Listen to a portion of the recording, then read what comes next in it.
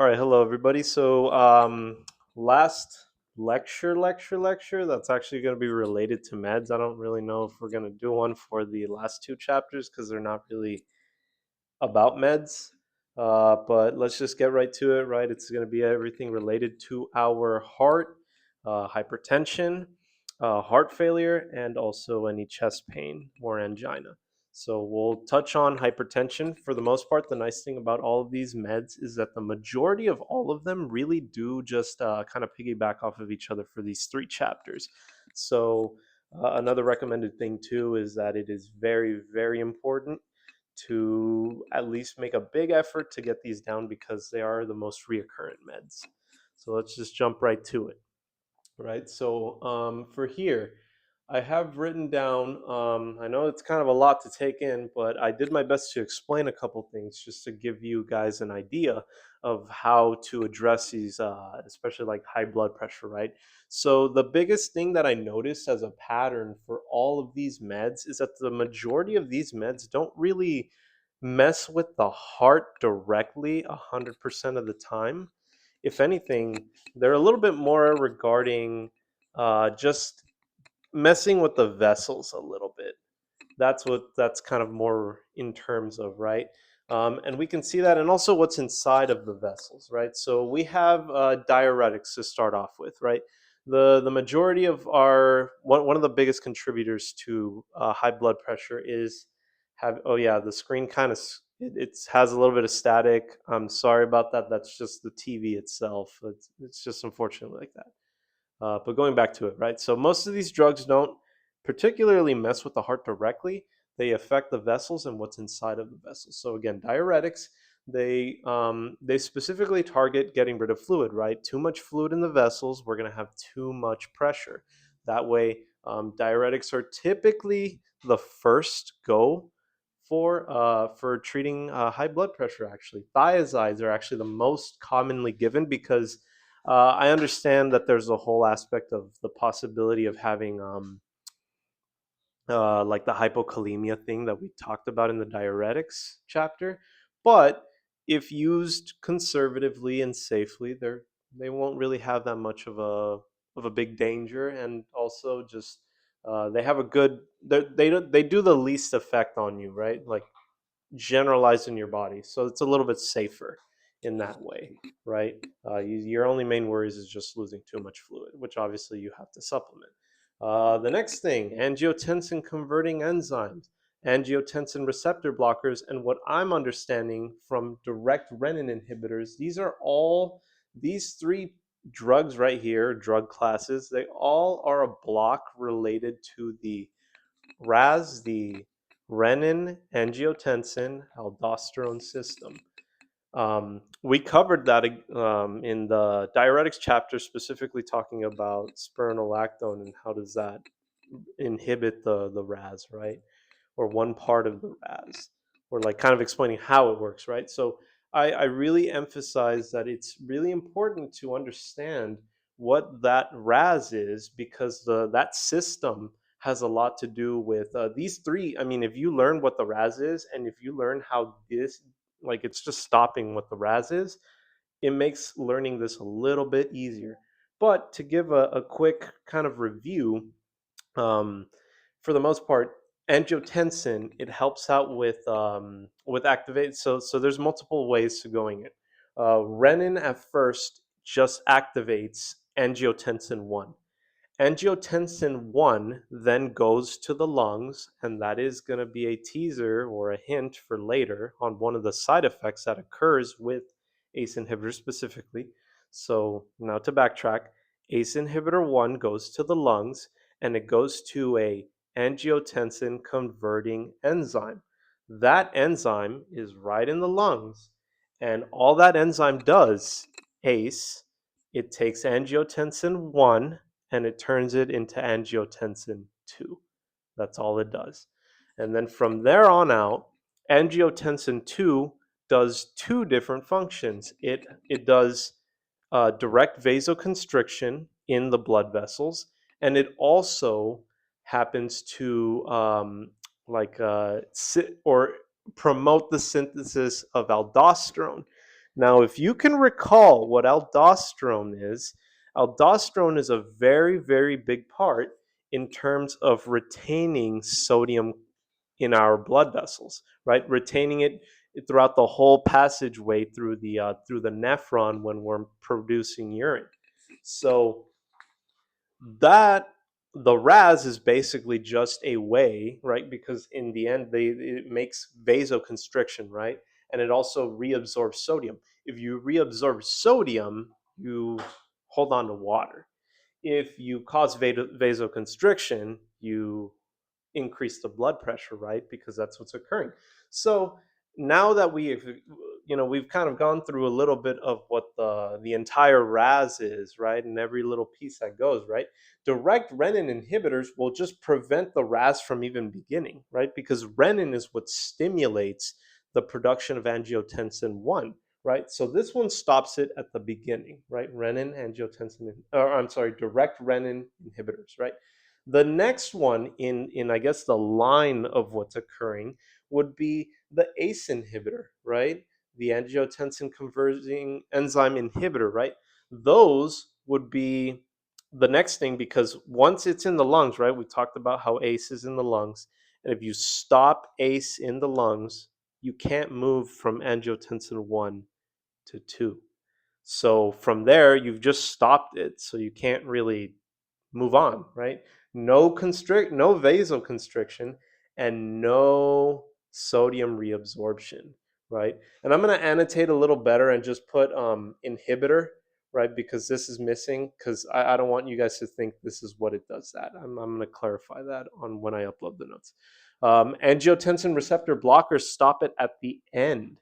They go directly to where angiotensin 2, because it's referring to angiotensin 2, it's not 1. This is angiotensin 2 receptor blockers. Those are found in the blood vessels, right? Because that's where they cause vasoconstriction, and they are also found in the adrenal glands, because that's where we produce aldosterone. So these three are all one. They all do the same thing. They prevent the action of the renin aldosterone renin, angiotensin, aldosterone system. They all prevent that, but they just do it in different ways. That's essentially it.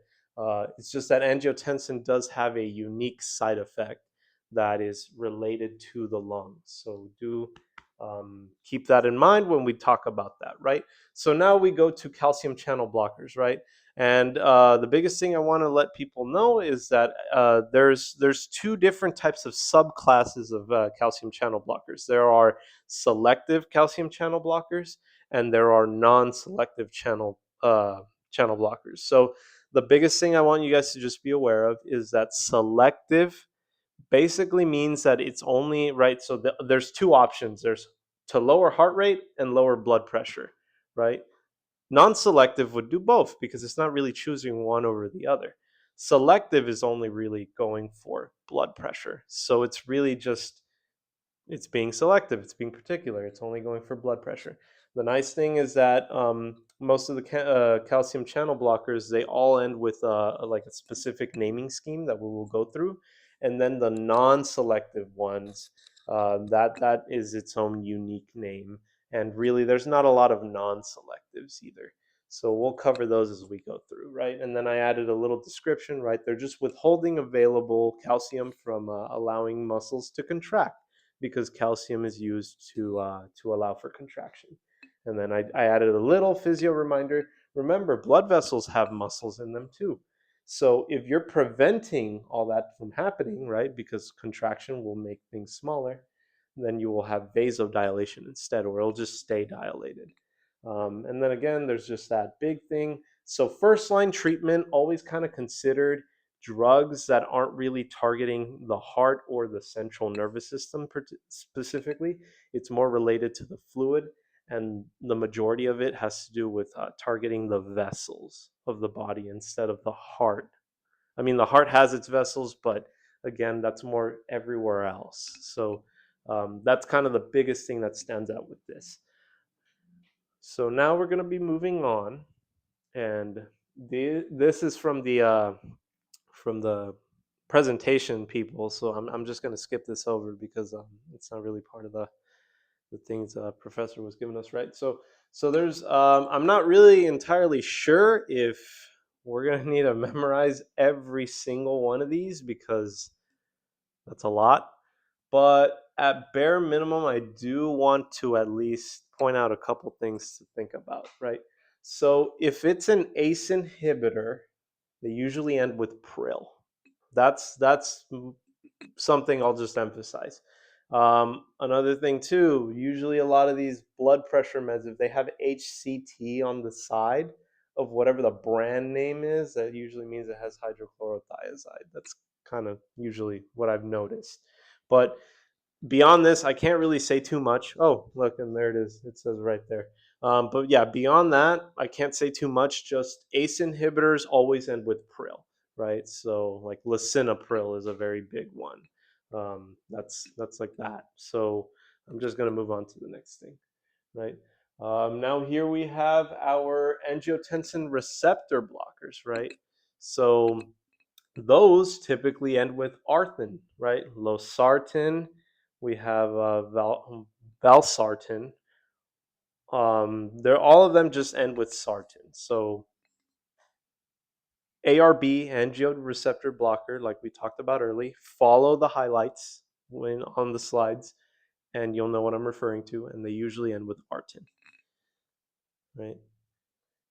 And then here we have autonomic drugs. So this is now kind of referring more to a couple slides down. Not really, we haven't touched on them yet, but for the most part, biggest things I want to emphasize up in the top right corner, beta blockers, beta 1 specifically. If you guys remember from the what do you call it, the respiratory chapter regarding lower respiratory stuff, I said, I think I said, beta 1, think one heart, beta 2, think two lungs. So if you have a beta blocker, the beta blockers specifically target the heart. And it's just preventing the heart from pumping really hard and fast, right? So it's making the heart slow down. And usually beta blockers end with olol, right? So there's metoprolol, propranolol, atenolol, timolol, bisoprolol. So they all end with olol. And alpha 1 blockers, we'll kind of touch on those. Alpha 1 blockers specifically are for peripheral vessels, and they're just preventing the vessels from constricting. And it's in relation kind of to like sending sympathetic nervous system or a sympathetic response. So it's kind of preventing that response. So if you don't have a sympathetic response or your body thinks it doesn't, then you won't be having vasoconstriction, right? So alpha 1 blockers usually end with ausin, right? So there's only one that was pointed out here, and it's prazosin, right? So that's the only alpha blocker that was really mentioned in this entire in this whole chart right here. And then now we're ending up with a couple, right? So there's a thiazide diuretic and a potassium sparing diuretic, right? I think we talked about in the diuretic chapter that a lot of thiazide diuretics are given with potassium sparing diuretics just to prevent the possibility of having hypokalemia, right? So that's just all it's talking about. And I mean, look, there's hydrochlorothiazide, like we talked about before, and spironolactone all the way at the end of the last one. So now we're going to go to the calcium channel blockers, right? These typically end with pine, right? Like or pene, I guess, because that's how they sound like, right? So amlodipine, felodipine, right? The funny thing is that sometimes they veer off the track in the names. There's this one that's very unique, verapamil. So that one's a little bit unique. So careful with that.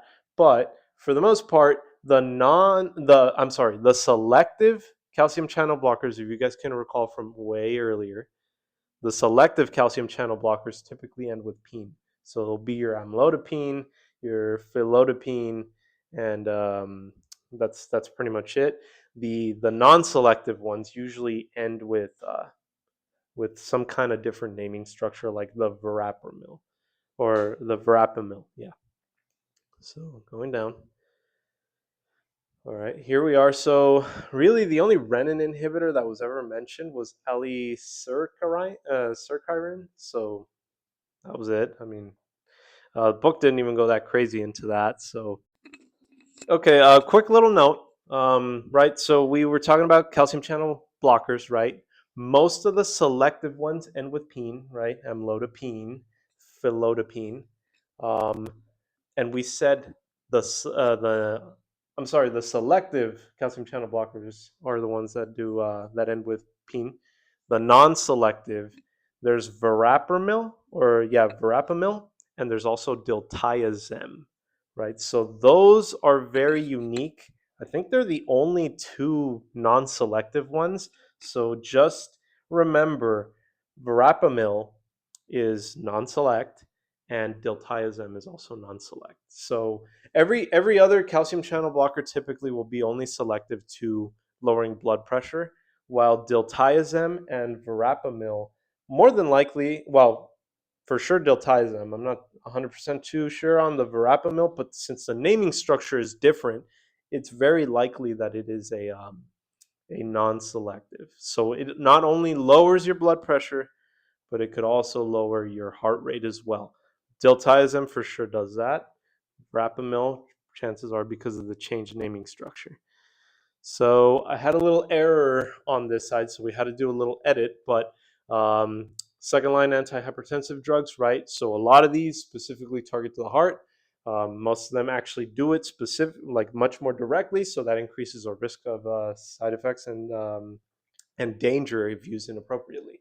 So here I just want to emphasize, look at these beta blockers, right? In the respiratory chapter, we more than likely said, or I don't recall 100% if I said, but I want you guys to think beta 1, think of that as one heart. Beta 1, one heart. Beta 2, think of that as beta 2, two lungs, right? We have one heart and we have two lungs. Let's look at it that way. Alpha 1 and alpha 2, those are much more directed to our vessels. Alpha 2 is a little bit more related also to sympathetic nerve system messages, a lot more central. But Alpha One also has that capability of central too, because it's all related to central nervous system, just preventing sympathetic responses. Direct acting vasodilators will just completely level a person because it's a very potent. I mean, what's the problem with high blood pressure, right? There's too much pressure in the vessel. So how do you like this is legit the solution. Open the vessel wide, but now, if you open the vessel too wide, now you drop the pressure and you have the risk of basically tanking a person, right? And then peripherally acting and androgenetic neuron blockers, I think that's what's referring to these. Specifically the alpha 1 receptor blockers. So now I'll just briefly go over them, right? Beta, specifically the beta blockers, it's specifically talking about beta 1, but they could affect beta 2. So you do have to be careful with patients with history of asthma when giving beta blockers, because that's a current thing. So it's just preventing beta 1 receptors from allowing rapid contraction of the heart, right? And it would basically just lower the cardiac output. I don't know why that didn't get fixed. It's kind of odd, but um, it increases your cardiac output and then it lowers your blood pressure, right? Because the whole point sometimes is like your heart's working too hard. You got to slow it down. You got to make it a little bit more efficient, but it also lowers your blood pressure, right? Because now you're calming the heart down. You're directly kind of preventing sympathetic responses. Now, for alpha 1 blockers, if you hear an alpha blocker, it's more than likely referring to an alpha 1, because an alpha 2 is an agonist. Now, if you guys can recall, blockers, I mean, they block, but agonists, they mean they actually promote or they enhance or kind of like make it happen more, right? So alpha 1 blockers specifically target sympathetic messages being sent to arterioles, right? That's our blood vessels. So if you're preventing those messages from being sent to the arterioles, what do arterioles do? They constrict and they dilate as needed. So if you prevent those messages from being sent, you're causing vasodilation, which will lower your blood pressure. Now, for an alpha 2 agonist, they send messages from the central nervous system the same way, but this is more than likely part of your negative feedback loop of homeostasis, because these normally do that by the look of, because of the naming structure of agonists, that means chances are alpha 2 typically calm your body down. Is like a way of like alpha 1, let's excite it, alpha 2, let's calm it down, because we do use negative feedback. So that's what I'm understanding from it, right? So this is just promoting that to cause these messages to be stopped. And the nice thing is that alpha 2 does two things, right? Alpha 1 will do one thing, just preventing vasoconstriction, causing the dilation, lowering the blood pressure. So it only does one thing. Alpha 2 does two things. It will cause vasodilation by preventing constriction, and it will also lower your heart rate. So it does two things: lower heart rate, cause vasodilation, and together that lowers your blood pressure. And then the directing acting vasodilators, I don't really have to get into that too much because it's in the name, so it's kind of clear. And then that was covered um, with things regarding just, it's legit just lowering the blood pressure at the site. There's not much else to really go about. Again, we're just gonna skip these.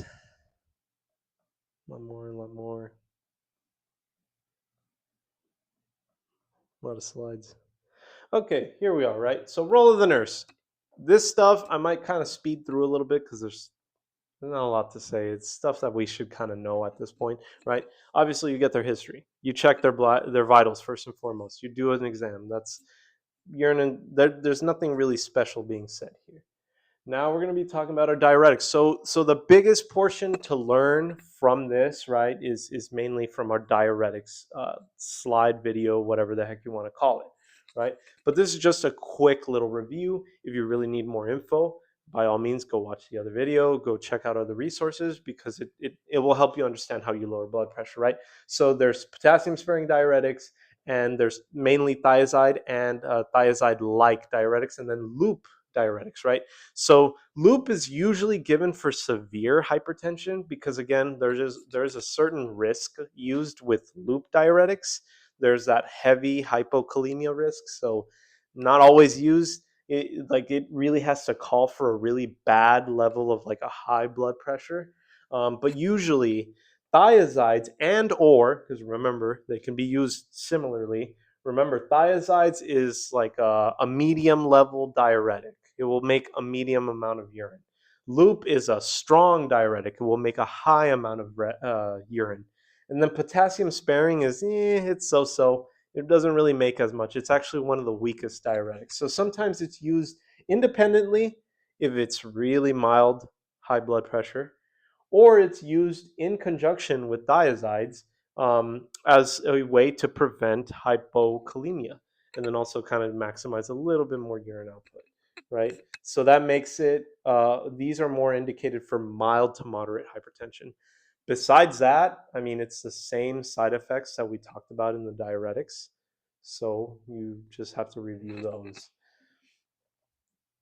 Calcium channel blockers, right? We talked about that, right? They're blocking the ion channels, right? They cause vasodilation, which then decreases the blood pressure. And again, we're we're causing vasodilation because you're preventing the arterioles from having more calcium. And again, for physio to review, calcium helps with muscle contraction, and there is muscles in our blood vessels. So that way, we know if you prevent the main fuel source from going and then allowing contraction from occurring, you're not going to allow vasoconstriction to occur. And then you're just going to let it stay nice and wide like it's supposed to, and then you decrease the blood pressure. Now, the dizziness and the headache, that's just symptoms of hypotension, right? If you have a certain amount of pressure throughout your whole body and then you just open the vessel and the pressure drops, just by the look of gravity, what's the highest point of my body? the head, right? So if you increase the pressure, or I'm sorry, if you vasodilate really heavily, the pressure will drop, and then what's going to happen to all the blood or like a lot of the supply going to my head? It's going to drop too. What happens when we don't get blood? We start getting a headache, or like there's some kind of blockage, we start getting a headache, or some kind of impaired perfusion, we start getting a headache. We could also feel dizzy because, again, we're not getting blood to go to our head that's carrying that oxygen that we need, right? And then the flushing. Flushing is very reoccurrent with a lot of these drugs, especially if they cause dilation. And remember, vasodilation, right? Our vessels get very they get very big. What happens when we're out on a hot day, right?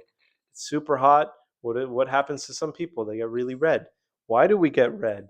Well, it's because your vessels are trying to get really big to allow, sweat to occur, and then wind passes by and now you feel cool, right? You feel cooler. It's the same kind of idea, you're just forcing it on your body to dilate. So if you dilate a lot, you can get kind of red. So that's where that's coming from.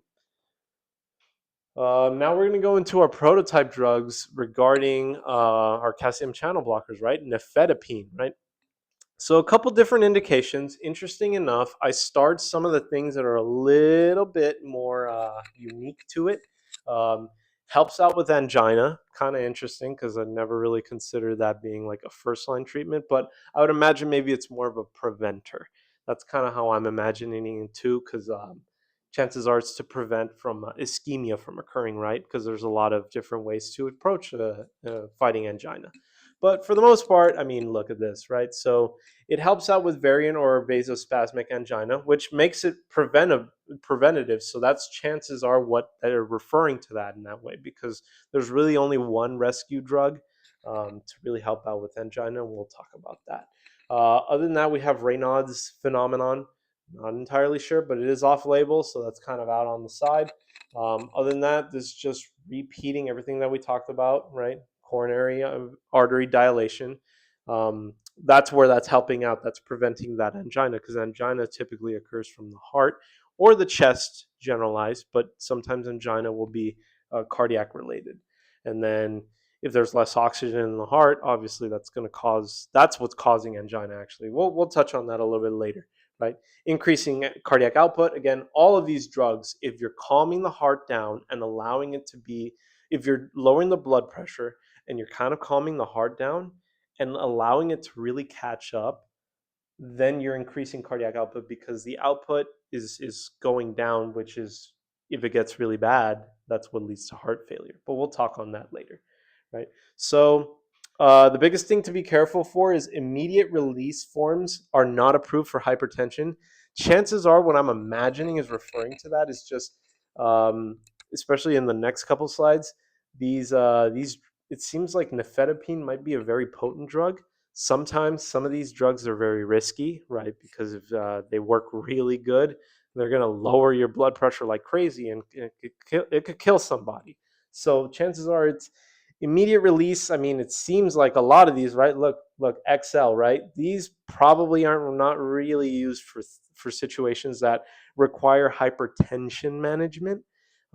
Maybe if the pressure is really really high, perhaps, but maybe if your blood pressure is like around the kind of more calmer, moderate side, maybe that's what it's referring to, because it might be too potent. But we'll touch on this in a bit. The teacher did mention that these do not always lower heart rate, right? Because they're not really targeting 100% the heart.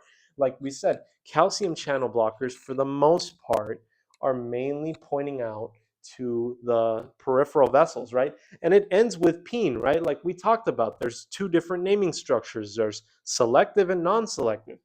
It ends with peen, so I would imagine it's selective. So it's only really selecting to lower blood pressure than heart rate.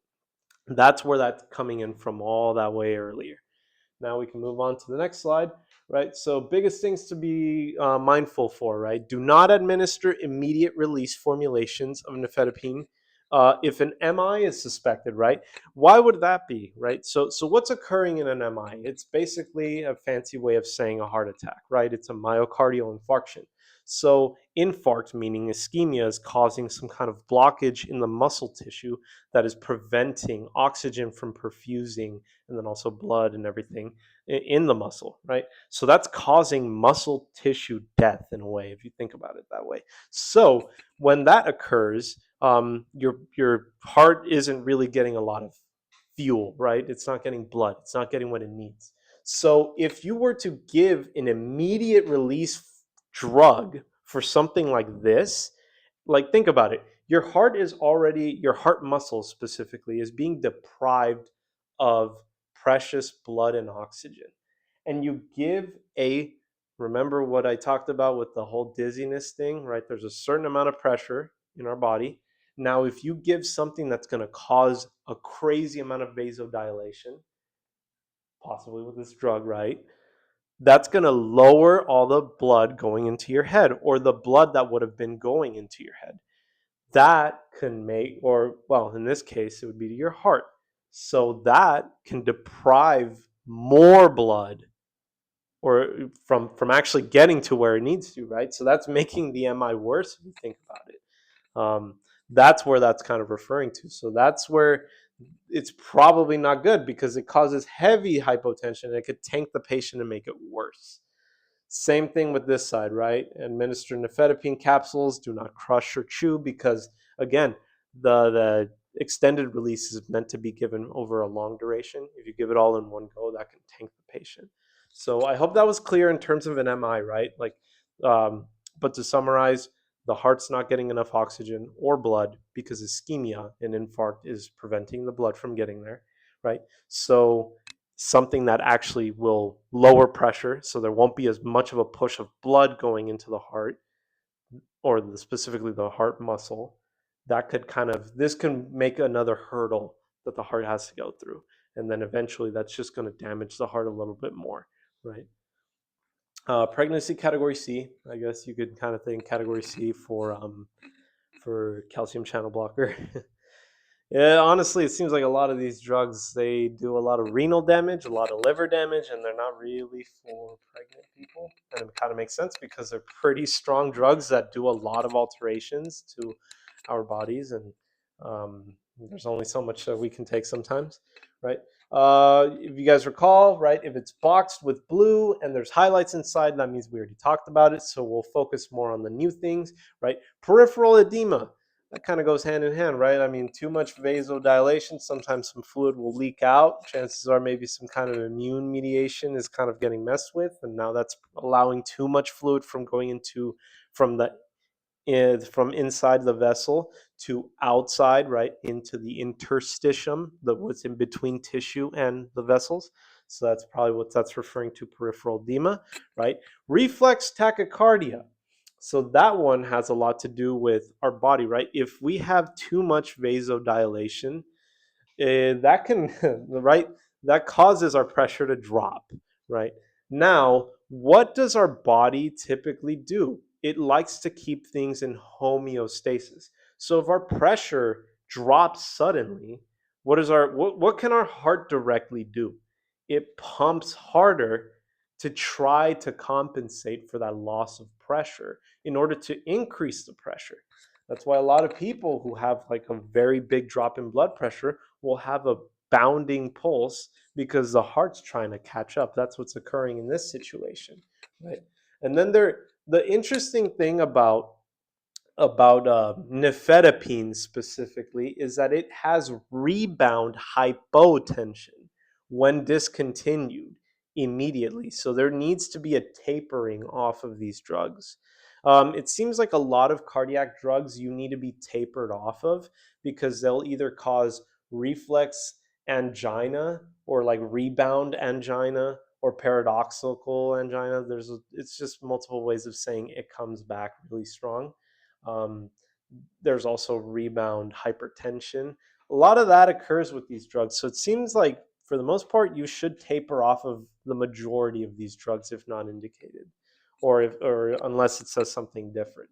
So to be on the safe side, that's kind of what it seems like it's going.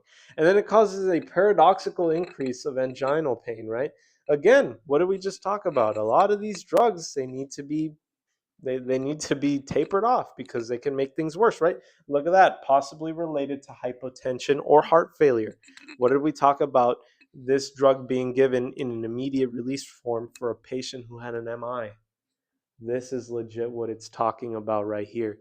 Because the hypotension, the heart failure, the heart's already not working great. But hypotension, you're just depriving all the tissues, including the heart, from more blood, right? And then now that can make angina come back, right? Because what was angina in the first place? It's that deprivation of oxygen in tissue. Contraindications. The nice thing is it's really only if you have an allergy to it. Besides that, right? Not really gonna focus too much on like with other antihypertensives because it's kind of obvious if you put two antihypertensives together, it's just gonna have a stronger antihypertensive effect. So we don't really need to go that much on that. But nifedipine with a beta blocker. So that increases the risk of heart failure. Why is that? So the way I rationalize it in my head is that a calcium channel blocker is already preventing calcium from allowing the muscles to contract, right? So if you're preventing the fuel to allow contraction to occur, and then now you throw a beta blocker in there that's actually telling your heart to slow down, and it's basically telling it to calm down a lot, plus something that's already preventing fuel for your heart, that's where, right? So now your heart was here, but the beta blocker brought you down here, and then now the nifedipine brought you down here too. So that's putting you really low, and that's basically kind of like, I mean, it's not 100%, but it's kind of shutting down the heart in a way. It's, yeah, it's telling you to like really calm it down. But the biggest thing that I get out of this is because a beta blocker is such a targeted drug to the heart, in addition to something that just supplies to allow contraction. That's where I'm thinking. So that's why you have a higher risk of heart failure if you give these two drugs in a combination. That's why I'm imagining you have to be very careful. Another thing too, nifedipine may increase levels of digoxin, right? So biggest things that digoxin does is we'll get into that, but for the most part, it just prevents sodium from being replaced back into the blood in exchange for potassium going back into the cell after action potential and so on. So what I'm imagining is that with nifedipine, right? Because we're already kind of preventing there to be any calcium in the muscles, right? And then now you're also kind of having this whole issue where like digoxin is in there too. So these are two drugs that again are targeting a lot of muscle contraction related stuff. So they're just going to bump each other up in terms of levels because they're both kind of doing the similar thing and they're just going to kind of keep everything going. And then again, a lot of these drugs are, you got to be careful with patients who have CKD because that actually, like CKD prevents you from urinating things out, right? These drugs are, if I recall right, typically urinated out. So they typically can become higher levels. So digoxin, again, has a similar, it's another one of our drugs that we're going to be talking about. Long story short, just keeps them high in the serum. They increase the effect of statins, right? So there it is. Look, CYP. Whenever we see CYP, that basically means that it's kind of turning off the liver or it's just inhibiting the liver from working, right? So if the liver isn't working, it's not processing statins. And then if it's not processing statins, it's just going to keep it in the blood. And then if it accumulates in the blood, we have toxicity, right? Alcohol also causes more vasodilation. And syncope is just a type of like when your blood pressure drops too much and then you pass out. That's pretty much what it is. So three pretty big things. Nifedipine with the beta blocker increases the risk of heart failure. It could also increase the levels of digoxin, and then it increases the effect of statins because it prolongs its stay in the blood. And then alcohol is kind of almost, I mean, you're supposed to avoid alcohol with pretty much almost everything. So that's where that comes in. Lab tests. Pretty much everything I got out of this is LFT, renal labs, all of them. And it seems like every single drug is all this because, again, it does a number on you. Grapefruit juice comes back again. It's like one of the most reoccurring juices that come back, or it's the only juice. Just increases the levels.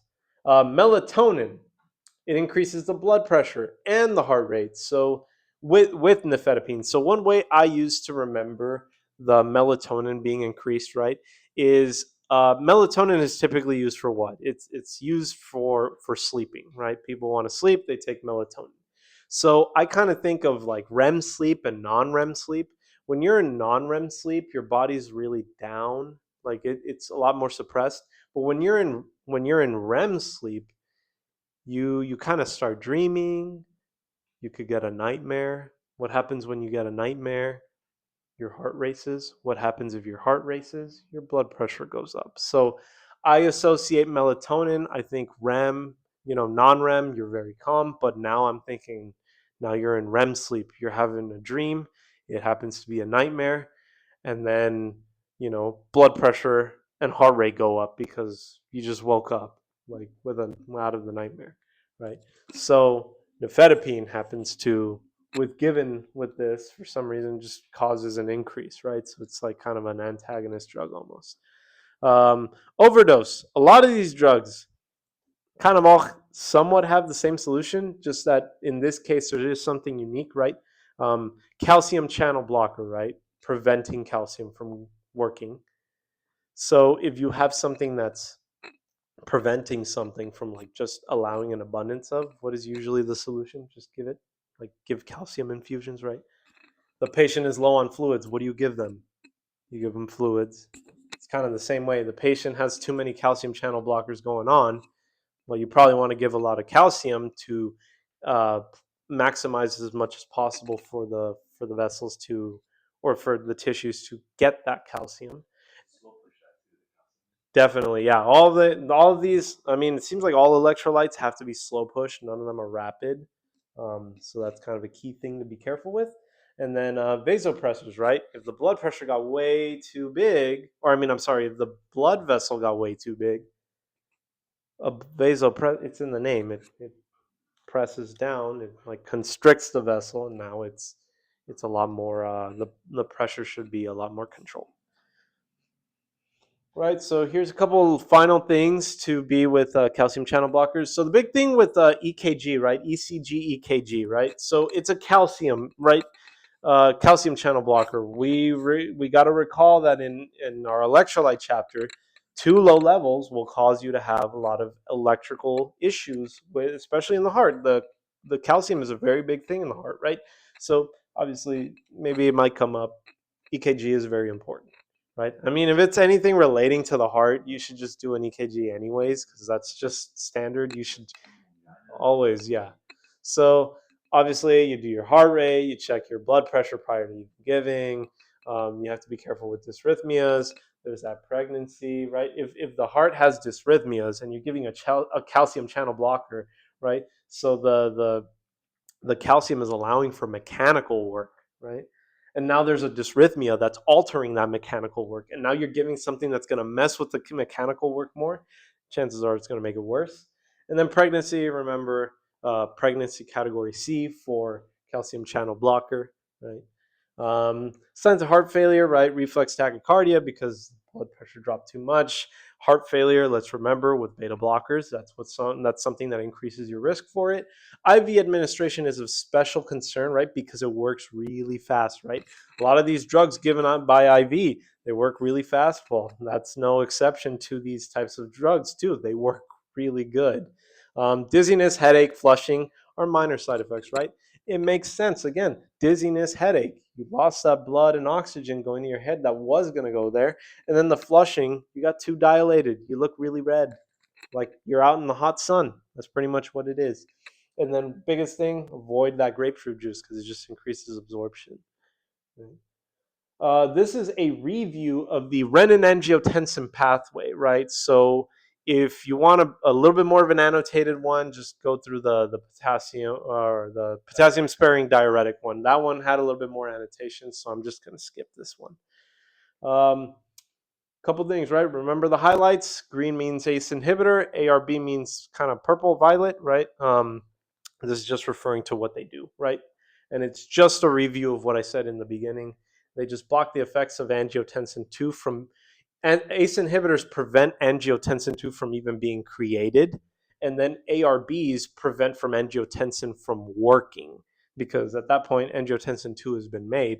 But it's like almost like it closed the door on angiotensin 2. So ACE inhibitor basically it prevented the existence of angiotensin 2. Yeah. And then ARB, right? I mean, it's in the name too. Angiotensin 2 receptor blocker. Just close the door on them. That's it. And they both do, again, they both have the same outcome, just the way it was done was differently. And that's it. And really, there's nothing else to really go about. Oh, whoops. Cool background. Okay. Key things to be watching out for this, right? Hypotension, always a risk. And then in connection, look at that. We're not going to go over that because we just talked about it, right? Angioedema, biggest thing. ACE inhibitors also prevent the breakdown of bradykinin. Bradykinin is a immune mediator that allows for fluid to go out of the vessel and then into the tissues. That's why you get edema. So angiotensin, I'm sorry, ACE inhibitors are very unique for having angioedema. Neutropenia, again, now in this case, it's kind of messing with some of your leukocytes, right? With neutrophils, right? Granulocytosis. So that's probably where that's coming in from. So that's kind of unique about ACE inhibitors and ARBs. This was a typo. It's not hypokalemia, it's hyperkalemia. ACE inhibitors reduces the synthesis of aldosterone. Again, if you guys go over the renin and angiotensin aldosterone system, you'll understand why, right? Because if you're producing, you'll get where that's coming from. So again, it's super important to know the RAS because look, it just keeps coming back up. So please review it, try to understand it, look at the notes that was annotated, and you'll understand because aldosterone increases the sodium reabsorption and it actually goes and allows for P to have more potassium, right? So if you use an ACE inhibitor that's basically reducing that, now you're having more potassium in the blood instead of in the pee, right? You're holding it in, and then now that's what's leading you to have hyperkalemia risks. And then pregnancy category D. Again, it seems like a lot of these drugs are just causing issues with anybody really, so definitely not for pregnancy. And a lot of these drugs, I believe, they're teratogenic as well, so they could cause a lot of developmental issues. And then here's a unique thing. ACE inhibitors are located in the lungs, so they cause a cough. You cough because you're targeting the lungs. Anytime, like we've said before, if you mess with the tissue or organ or whatever, you're going to start having things specific to that organ or side effects. So a very common side effect of ACE inhibitors is a cough. And I would imagine that you only really get the cough specifically from an ACE inhibitor because that one targets the lungs to stop from creating angiotensin 2 in comparison to a receptor blocker that's only just stopping it at the endpoint or like closing the door on it. And that's essentially it. Vasodilators, there's not much to say. It's like forcing dilation and then your blood pressure drops. Like there's not a lot to go about, but we are going to just touch on a couple things, right? So if you give this, you can give it clearly for high blood pressure, but the blood pressure has to be pretty bad. Heart failure, right? Biggest direct way to fix it is by dilating the vessel. You drop the pressure, and then from there, now the heart doesn't have as much pressure to try to jump over, right? We'll kind of touch a little bit more on heart failure, but you'll understand as we go. No real effect on veins, and it kind of makes sense because most of the biggest amount of pressure is on our our arteries, right? Therapy is done at low doses because this is a very potent drug, right? Like a hydra. I like to think like a hydra, like a mythical hydra. It's a very evil creature, apparently. So we want to slowly like get around it. Don't just jump in there, right? You want to work your way up to fighting one, right? So you work your way up there. You don't like just jump in because you're not invincible. But right. So you taper them in, right? But the bad thing about hydralazine is that, which is our common vasodilator, is that tolerance builds up. So it's not really a drug that's used for a long term, right? So the dosage might have to go up if you do, and honestly, it's not a good thing to have high dosages of this because it can cause issues. And then the nicest thing too is that IV versions of this drug is specifically given for hypertensive emergencies, and it makes sense. This is the most potent antihypertensive drug. So if you use that, then you're going to give it for like really bad hypertension, like over 200, over 240, 230. That is if your head doesn't blow off. So again, more info for hydralazine, right? So there's a Bidial, which is a combination of hydralazine with isosorbide dinitrate. Basically, Bidial, it's more given for patients with heart failure that happen to be African Americans, because African Americans, unfortunately, they have a harder time managing heart failure because for some odd reason they're a little bit more resistant to a lot of common drugs given for it. So sometimes they need to use stronger, like a lot more potent drugs in combination. So Bidial, right? Meaning two, dial meaning dilation.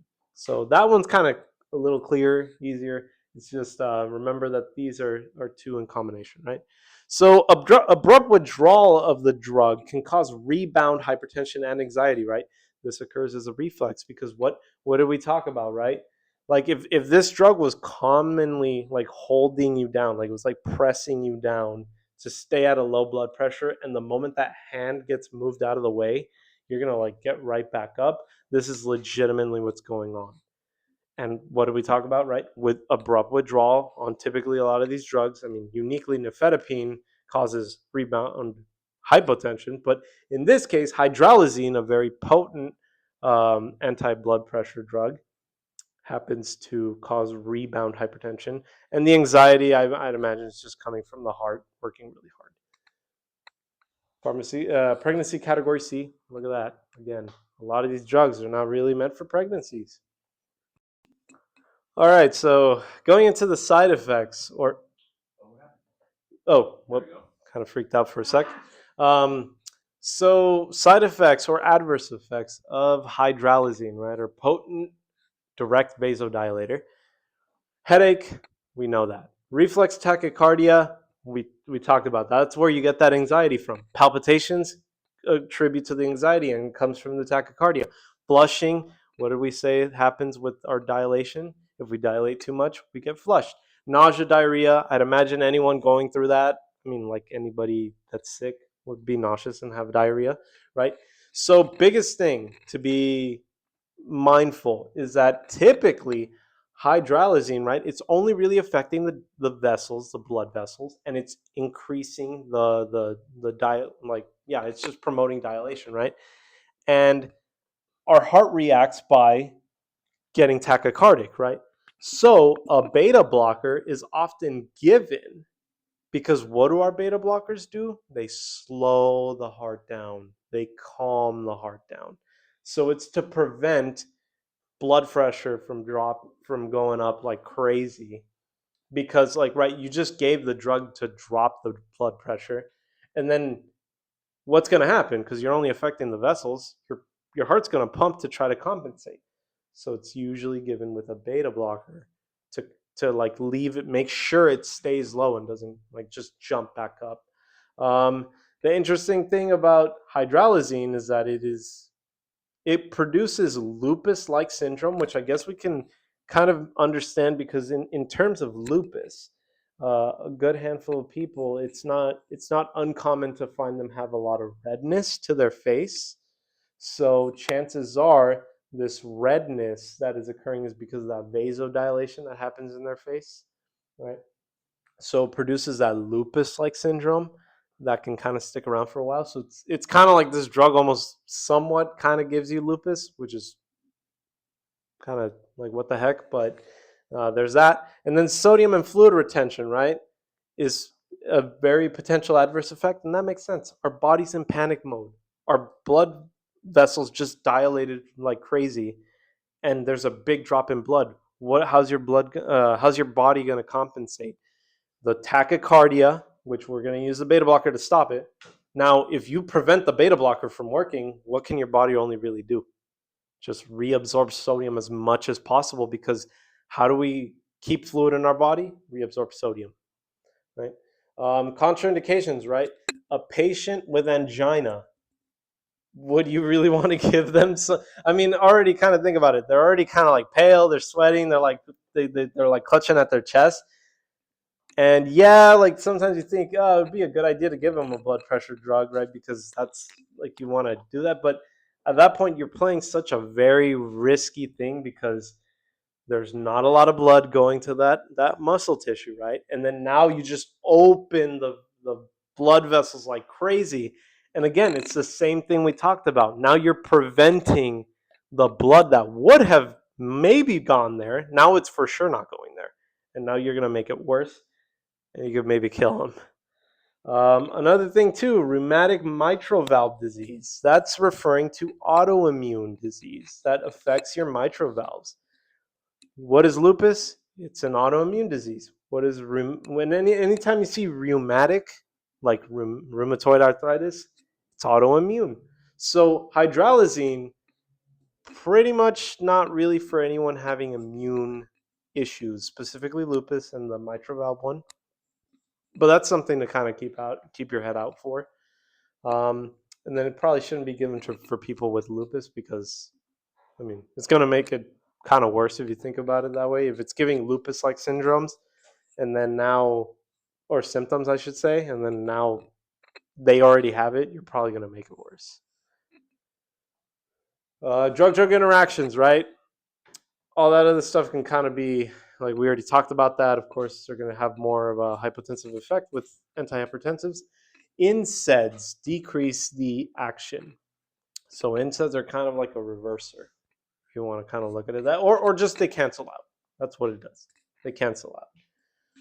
Hawthorne, just like in our diuretics, they cause hypotensive effects. So if you give Hawthorne with hydralazine, it's going to make it worse, or just make the hypotensive effect way stronger. Treatment of overdose, right? Our vessels dilated too much and we dropped in pressure. You just give a vasopressor. You do the opposite. Instead of a vasodilator, you give a vasopressor.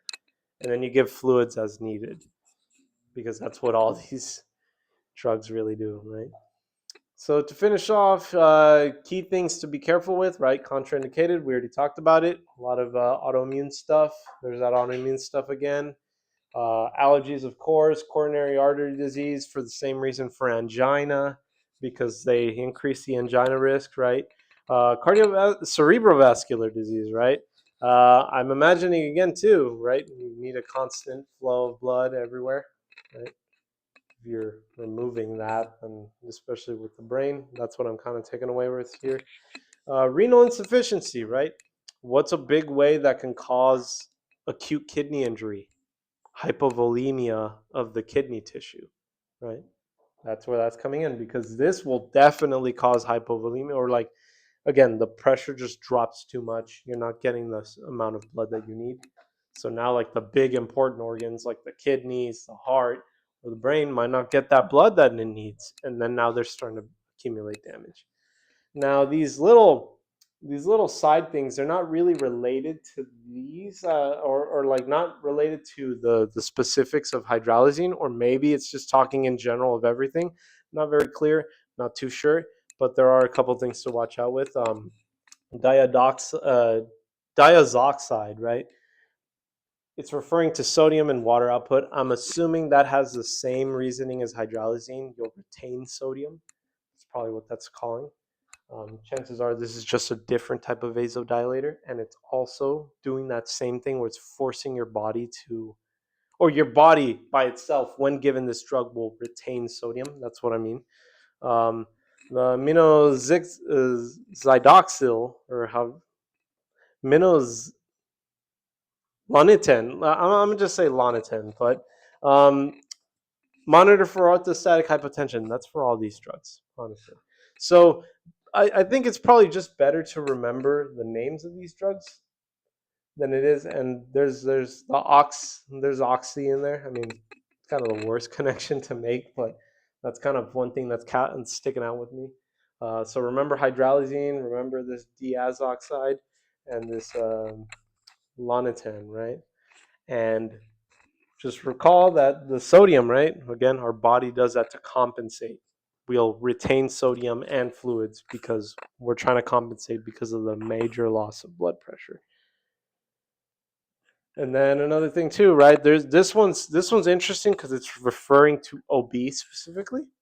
It's given for hypertensive emergencies during labor and delivery. It's called nitroprusside, given IV. Um, Lowers the blood pressure immediately, but it only has a half life of 2 minutes, which is good if you think about it, right? If it's safe for OB, you probably don't want to drop the pressure too much. And I mean, look at that. Severe, it could result in hypotension and severe restriction of blood flow to cerebrocoronary or renal vascular capillaries. What did we just talk about in this top slide right here, right? Renal insufficiency, same reason. You're preventing blood flow from the over in the kidneys. There's that cerebral vascular disease. You're preventing blood flow to the brain the same way with this nitroprusside IV, right? You're just preventing. And then I put a little picture to, this is the amount of pressure we have in our body at all times, right? This is how much we're supposed to have. This is perfusing us. And then this is what happens when that the dilation occurs, right? The volume of the vessel goes up. Is that pressure enough? No, it's not. And that's what's going to drop your pressure.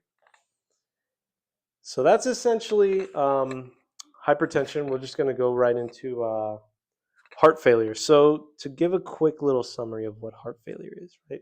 So what's occurring is heart failure typically occurs chronically, right? For the most part. It's usually associated with high blood pressure, whether it's of origins of like the 7,000 different things that can cause it. It's at a certain point where just kind of imagine it like this, right? So imagine your heart. What is your left ventricle always trying to do, right?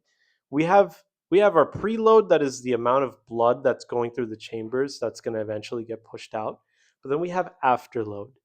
Now that afterload can be seen as our systolic blood pressure, the blood pressure that's in our entire body. Our heart is always trying to one up that blood pressure, or that systolic blood pressure. We're trying to one up the afterload, right? So imagine our heart is my hand, this one right here. Imagine this is my heart, right?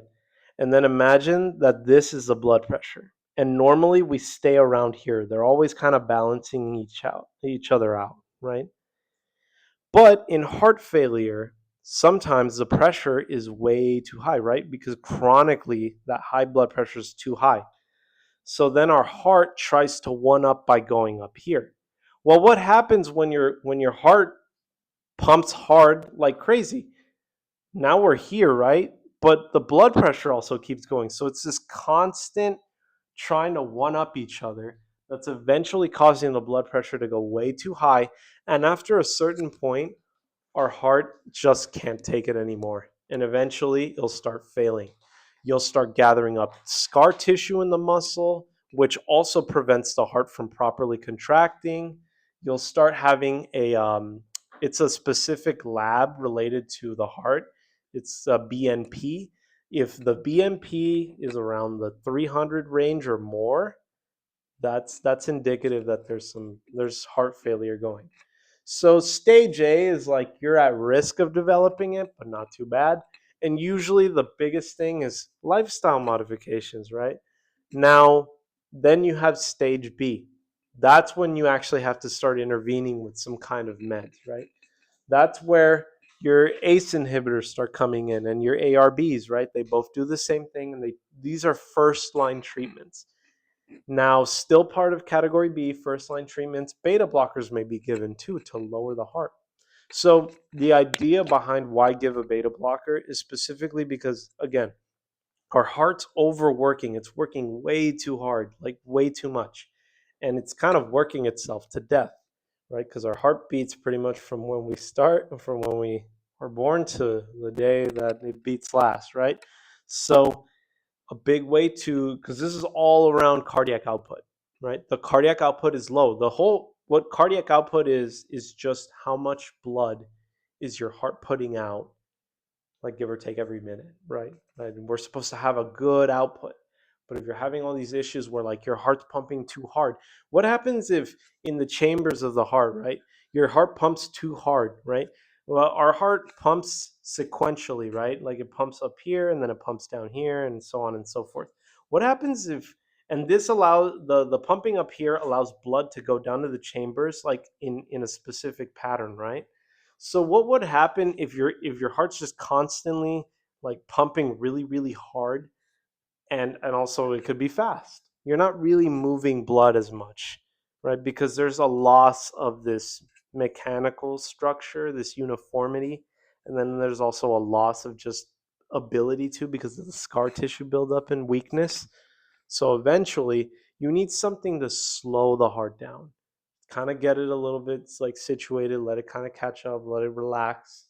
And then these ACE inhibitors peripherally lower that blood pressure, right? So you lower the blood pressure with the ACE inhibitors, the ARBs, and then the beta blocker will calm the body down. All of this is in a effort to increase cardiac output, because if you increase cardiac output, then that's the goal. You want to have good perfusion. You also want to lower the workload of the heart. That has a lot to do with cardiac output. If your workload is too high, then in that case, it's not going to be able to get enough oxygen because the oxygen is too high. Like the need for it is too high. The heart's working over like way too much, and then eventually it just poops out, and then you die. So stage C, biggest thing to be with is, again, you continue with the ACE inhibitors, ARBs, and the beta blockers, right? The next thing that comes in is digoxin, and we will go into that. So the real unique thing from this chapter, for the most part, are two drugs. That's digoxin and another one, milorone. We'll get into that in a moment, right? So this is just a review of ACE inhibitors, right? But now it's ARBs, very similar. Again, we already talked about it. Don't need to go that crazy into it. Remember that our ARBs end with losartan. The nice thing about losartan is Cozar, right? Losar, Cozar. It's kind of in the name in a way. Diuretics, we already talked about that. We don't need to go into that. Cardiac glycosides. Now we're getting into digoxin. So this drug is kind of cool. It's kind of interesting how it works. It's like a little crazy. The nice thing is that cardiac glycoside is a type of drug, right? It's a drug class. The only drug in this class is digoxin. Lanoxin, right? Look at that. Lanoxin, digoxin. We're going to go with Master Chief on this one. We're going to go with Halo. There's this villain in one of the recent games. His name's Atriox. Kind of sounds like Lanoxin. So, it kind of helps out with the brand name. But if you could just recall the digoxin, Lanoxin, we'll just remember that, right? So the cool thing about this drug is that it does two things, and it's kind of cool how it does it, because it messes with the heart in a mechanical way, and it messes with the heart in a electrical way, right? So in this way, right, what's the problem with heart failure, right? Your heart's not pumping well enough. It's not doing as good. It's having a lot of issues. So it needs something that helps it pump a little bit stronger, but it also needs to calm itself down so the blood pressure goes down. So it's like doing two things at once, like we mentioned, right? So this has a lot to do with contractility, right? A strong beat in the heart and lowering that heavy or like not even tachycardia, just lowering that heart rate, right? Biggest adverse effects: neutropenia, dysrhythmias, and digitalis toxicity. We're going to talk about digitalis toxicity. Dysrhythmias are more than likely related to this stuff right here that I put out right here. And then the neutropenia, that's kind of interesting. A lot of these drugs are kind of, I mean, if you can recall too, one of our drugs that we talked about, that causes neutropenia as well. So that's kind of a somewhat reoccurring pattern. And if I recall right, it was from the ACE inhibitors. So that's kind of something reoccurrent. But now we could get into it. But I'm assuming that the dysrhythmias are related to hyperkalemia that can occur or hypokalemia that can occur. So hyperkalemia can occur with ACE inhibitors, ARBs, and potassium supplements, along with people with CKD because they can't urinate the potassium out. So now they're holding potassium in. But it can cause hypokalemia in diuretics. So this might require a little bit of a review of action potential. But if you guys can watch a video just to remember the sodium potassium pump, because this has a lot to do with it, right? So digoxin, the way it works, right? It's a cardiac glycoside, right? So it increases that contractility and the strength of the beat, right? If you make the beat stronger, your heart will actually be able to push the blood out, right?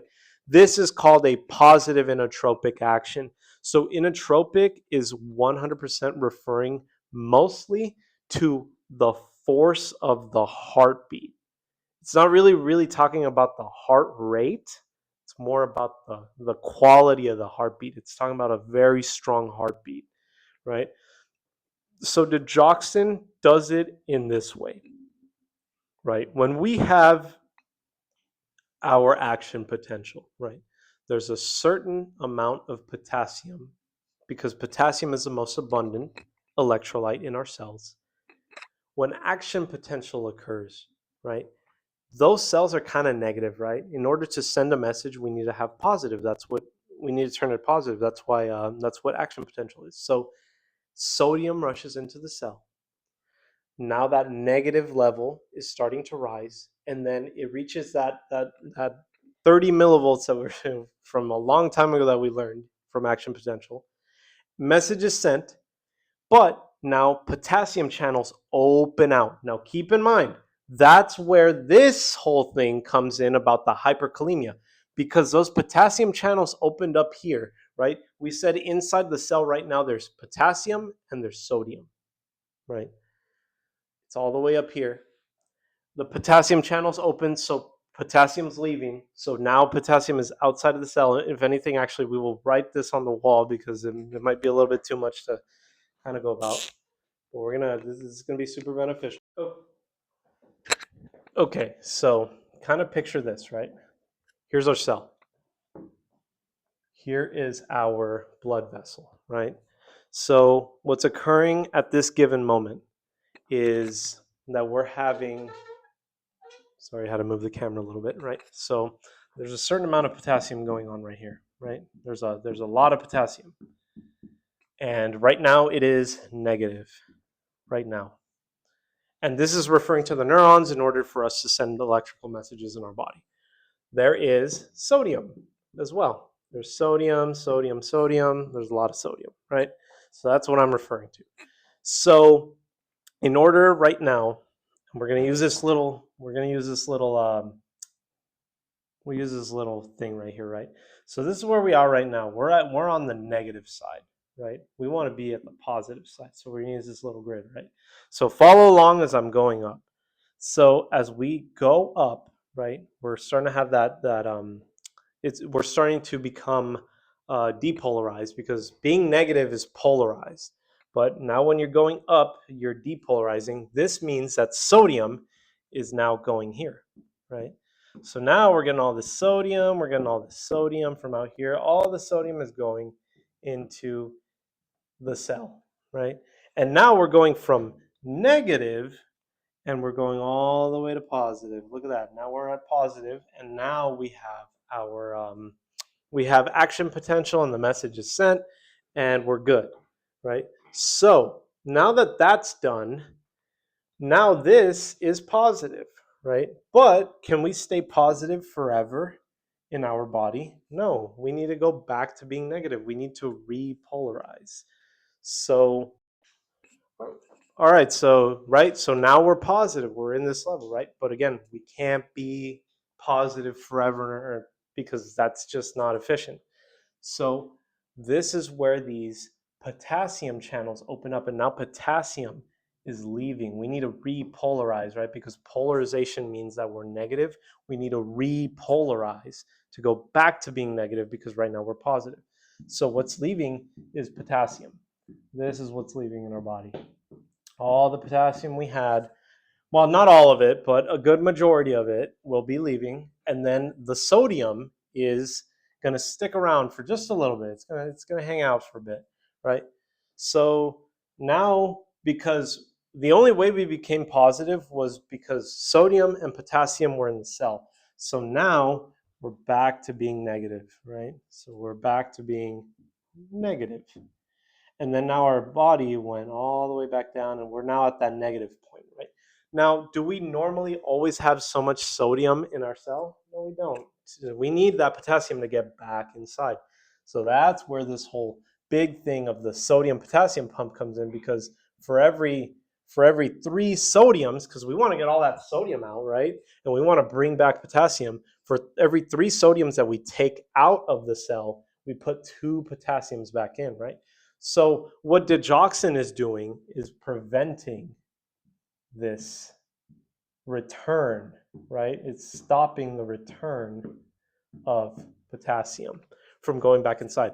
So the body kind of thinks in a way that we're still positive because we have all this sodium inside. In fact, that's what's occurring in this situation. It thinks it's positive. So because it thinks it's positive, and specifically targeting the muscles in the heart, it actually causes more calcium. Imagine this is a heart muscle, right? Like a heart muscle cell. I know it doesn't look like it, but we'll pretend. It actually increases more calcium into that muscle strand, right? The more calcium we get, the stronger the heartbeat. And that's how our heartbeat comes in, because it's preventing potassium from really letting that muscle calm down. That's where it's going. That's what's causing that positive inotropic effect. So now what happens if you just prevent potassium from going back in here? It's going to accumulate where? It's going to accumulate in the blood, because this is our blood vessel. This is our blood. That's where it accumulates.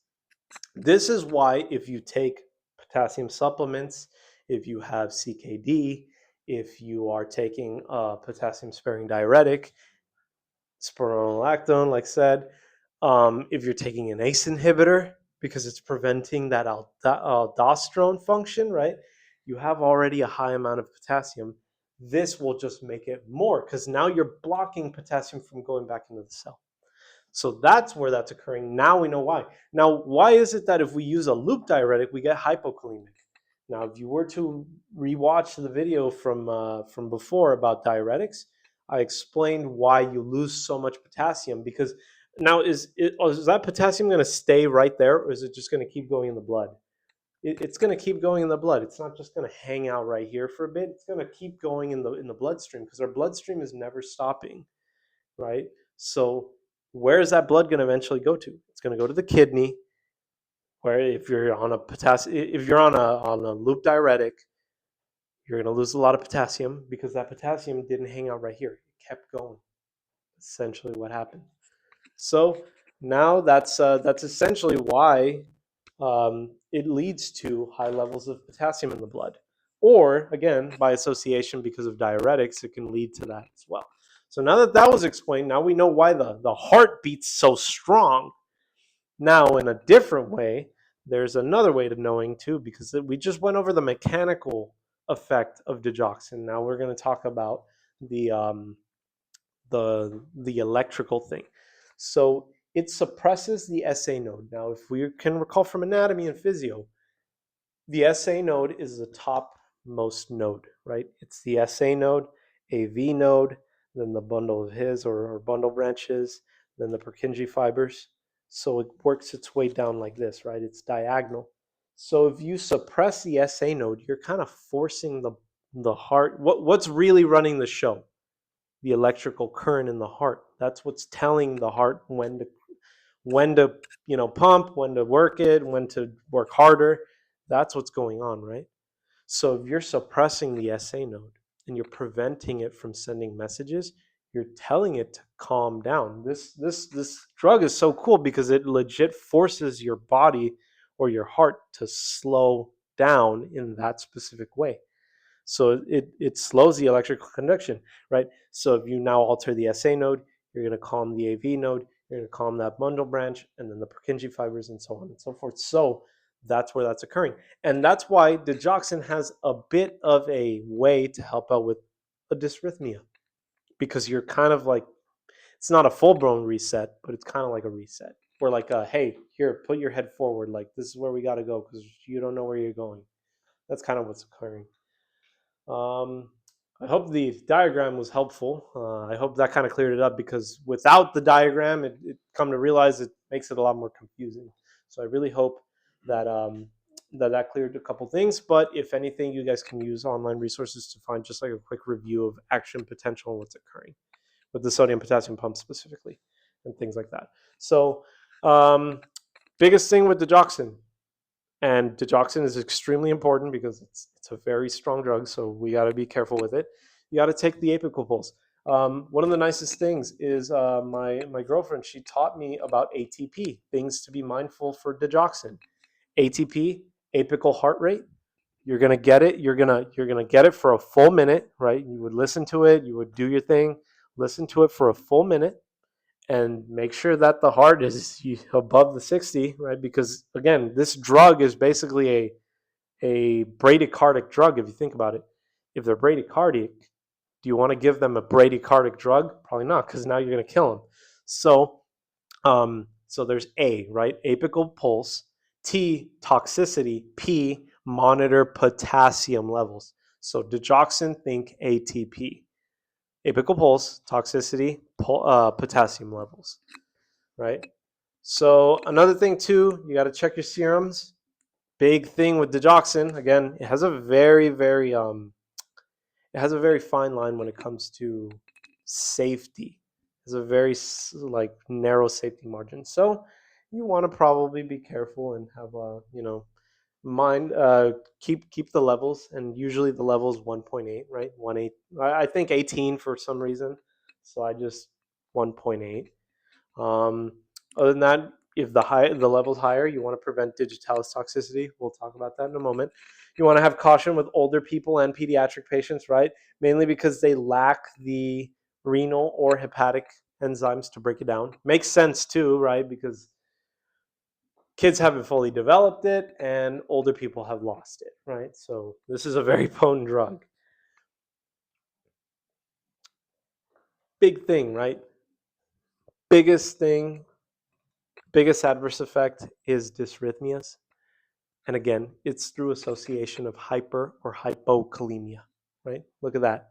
There it is, hypokalemia. And then there's CKD, right? People that are having an accumulation of potassium could also lead to that as well.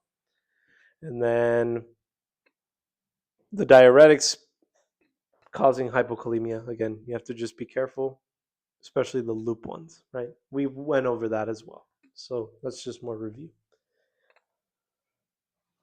Other adverse effects: nausea, vomiting, anorexia, right? I mean, kind of generic, nothing crazy. Now, the realest thing to watch out for, especially RT and ATP, toxicity. Digitalis for digoxin toxicity. It's a lot of visual disturbances, kind of interesting. There's halos. That's where we're getting the whole Master Chief thing. You see halos, right? Halo, Master Chief, and yellow-green tinge or blurring, which is what from the game Spartans have the visor. Yeah, so kind of cool. Yeah, so the armor's green, right? Yellow, green, green, yellow, and then the halos, halo green. Yay. Contraindications. Patient already having an AV block or some kind of ventricular dysrhythmia, right? If this drug happens to alter or suppress the SA node, It's going to probably suppress the AV node, and then it's going to kill you, basically, because it's messing with your electrical current, right? So if a person's having issues with electrical currents already, remember, that's like the main honcho taking over the entire heart, probably don't want to give it to them because that can kill them, more than likely. We already said caution with older adults, especially, and then patients with CKD should receive a lower dose of digoxin because this is not excreted that much. Again, we already talked about with CKD people. And then there is MI, right? You should be careful with patients with MI because we went over that several times because you're just decreasing the amount of blood, or not because you're directly causing hypotension in that way, but you're forcing the heart to calm down. And again, our heart at that time is not really working that well. And then hypothyroidism, let's recall again that, remember how, man, it was such a long time ago, it seems. Hypothyroidism, everything is low except the weight, right? Hypothyroidism will cause you to have basically bradycardia. So if you give a bradycardic drug to a person with bradycardia, what's going to happen? And then cor pulmonale, that is right-sided, or no, I'm sorry, that is left-sided heart failure. So what occurs with left-sided heart failure, right? An accumulation of fluid in the lungs. If I recall right, that's what a cor pulmonale, mainly because of the lung side. Oh, it's right side. Oh, wow.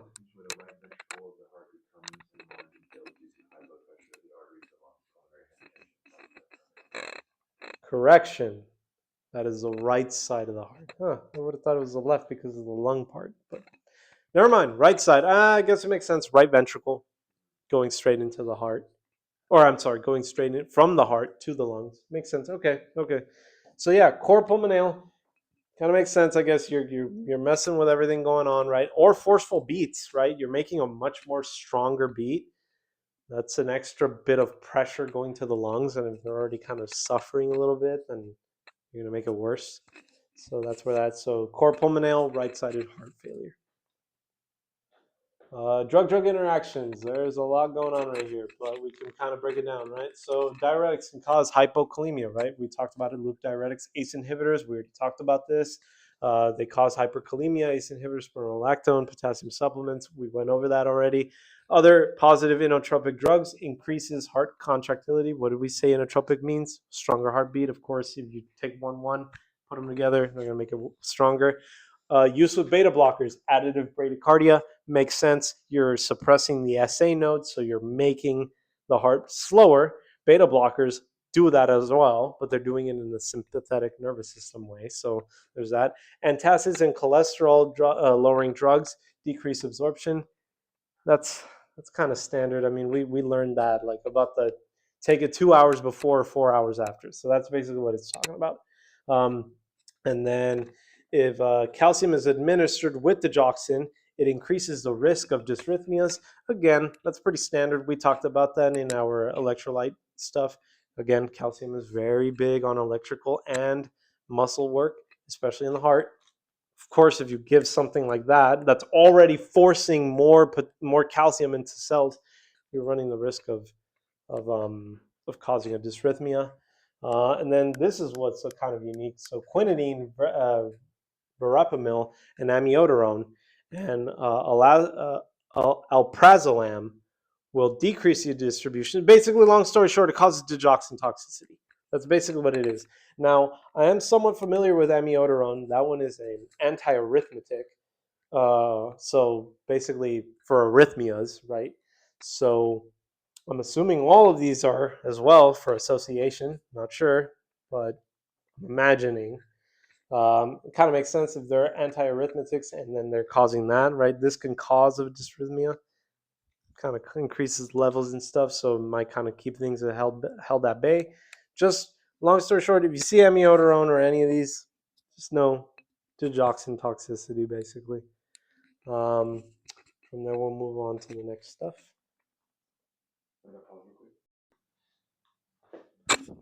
Okay, so potassium supplements, and yeah, we kind of standard. We already talked about it, right? If you take them with potassium supplements, they cause hyperkalemia. Oh, surprise, surprise, because we went over it, right? Um, treatment for overdose, right? So the nice thing is that there is a drug called digoxin immune fab. The brand name is DigiFab. The best thing, or I'm sorry, DigiBind.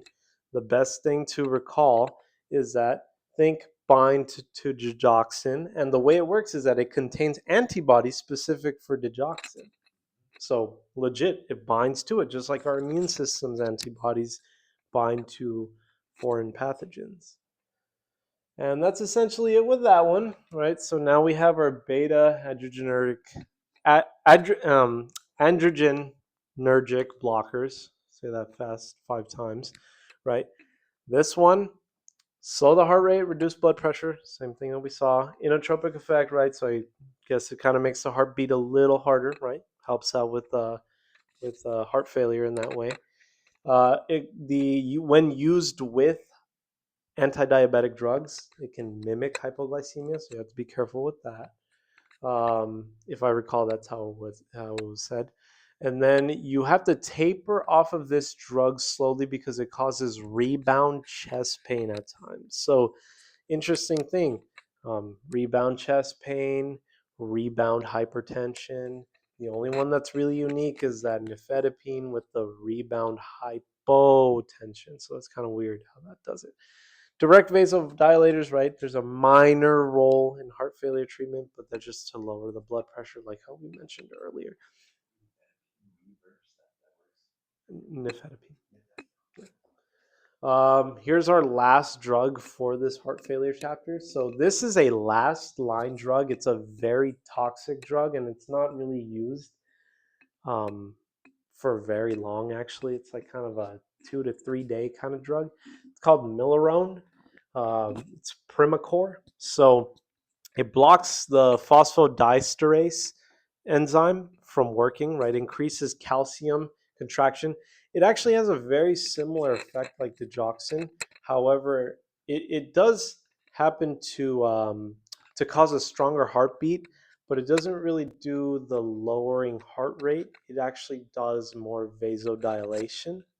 So digoxin, even though it sounds like dilation, digoxin is more mechanically just causing a high bradycardia, or not bradycardia, just lower heart rate.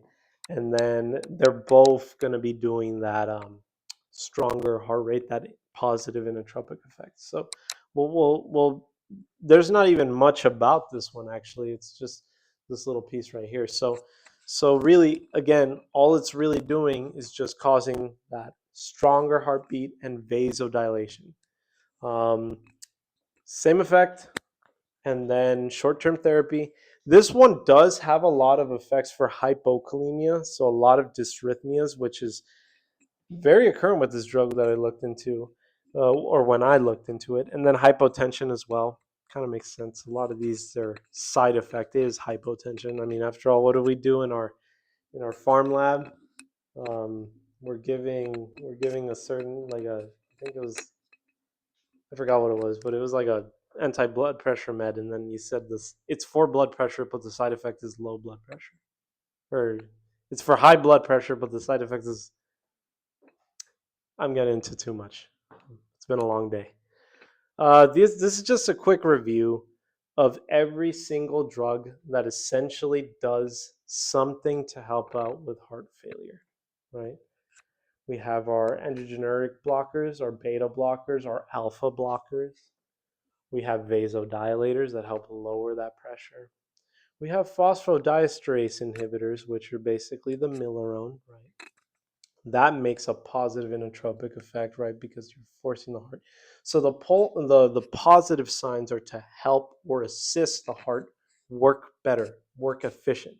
The negatives, in a way, are a way to look at like again, they also help the heart rate, like or they help the heart. It looks different the way you think that it goes, but it's the positives kind of give more positive inotropic effect, while the negatives are kind of more referring to like easing the stress that has to be placed on the heart, right? like vasodilators and ACE inhibitors. They help dilate the vessels. That puts less stress on the heart because there's less pressure to fight against. These cardiac glycosides are digoxin and the phosphodiesterase inhibitors, Miliron. They help make the heart pump harder, right? That's positive inotropic effect. That's making it better. And again, the adrenergic blockers, it's negative in the way that it's helping calm the body down. So these are when you see a positive, think like it's kind of helping out to promote a little bit more. The beta blockers slow the heart rate. In the end, all of these help. They all help.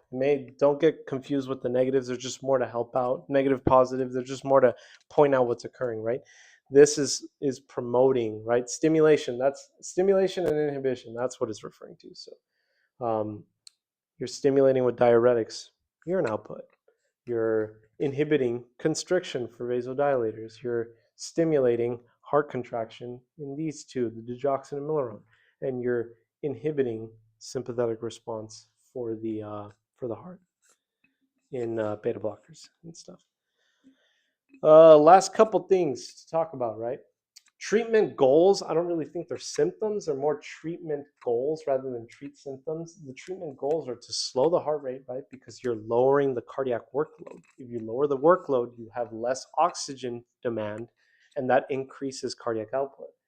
Increasing contractility, again, if you make the pump of the heart stronger and more efficient, you're increasing cardiac output and you're helping perfuse the rest of the body. You're making the heart a little bit more efficient. Reduced workload goes hand in hand with slower heart rate and lower blood pressure, right? If you reduce the workload, the cardiac output would be better because the less workload means less oxygen demand, meaning better, efficient heart. You can't have it all, right? Or you can't have it all for too long. Last couple things. Biggest thing to watch out, urinary production is an alteration with heart failure, right? Because of impaired renal supply. So big thing to watch out is just you could develop at some point perhaps like some kind of renal injury, and then now you have renal failure and heart failure. So it's like, oh my goodness, it's a lot of things going on at once. CBC we know, assess for hypertension we know, monitor for impaired kidney function, hyperkalemia, autoimmune disease. Those are constantly being kind of brought up, especially the autoimmune stuff with that hydralazine, right? Remember, assess renal function, we know that. Monitor intake output, right? Again, all this stuff, right? That's what it's all coming in from. But to kind of emphasize a little bit on the urine production, right? If not a lot of blood or just not enough perfusion is going to the kidneys, one, the kidneys aren't being perfused, and then two, if we don't have a lot of blood passing through the kidneys, are you really making urine? Not really, because it needs to pass through the nephron, right? Other roles of the nurse, right? Monitor for worsening symptoms. We know that. Evaluate dysrhythmias, especially with the ones that are effectively causing like slower heart rate, like digoxin. Hepatic function. No restriction on use with antidiarrheals, antacids, right? Because they mess with the absorption. Final things, right? It could take weeks or months, right? I mean, it's heart failure, so you're not gonna fix it in one go. So there's that. Sodium potassium restrictions, you should know that because biggest thing too, a person with heart failure should not be getting just a normal diet. They should be getting a a sodium restricted diet, mainly a cardiac diet. They're not gonna have a normal diet because if they take too much sodium, especially potassium, if they're taking supplements or taking drugs that can increase potassium levels. But if they're taking a normal diet, that can actually put them at risk of having too much fluid overload now, because what follows sodium? Water. Shouldn't really be used with other medications, but funny enough, people that you find with heart failure, are they taking other medications? They probably are. These things are not just used independently, so that's kind of funny. Herbals, definitely stay away from them, especially that hawthorn that causes lower blood pressure because you don't want to make it worse sometimes. Be careful with vitamins, especially those potassiums and calciums and so on. Fatigue, muscle cramps, again, these are all just kind of standard things. There's not much to really talk about. Again, there's that emphasis. Be careful with foods high in potassium because of just that risk of having high levels of potassium. Um, Monitor therapeutic levels. Remember, digoxin 1.8. That's usually the levels. Fever in these chest pains and stuff, I'm imagining you just always have to be monitoring anyways. And then for in the infusion site, maybe it's for phlebitis or maybe possible sepsis that may be developing.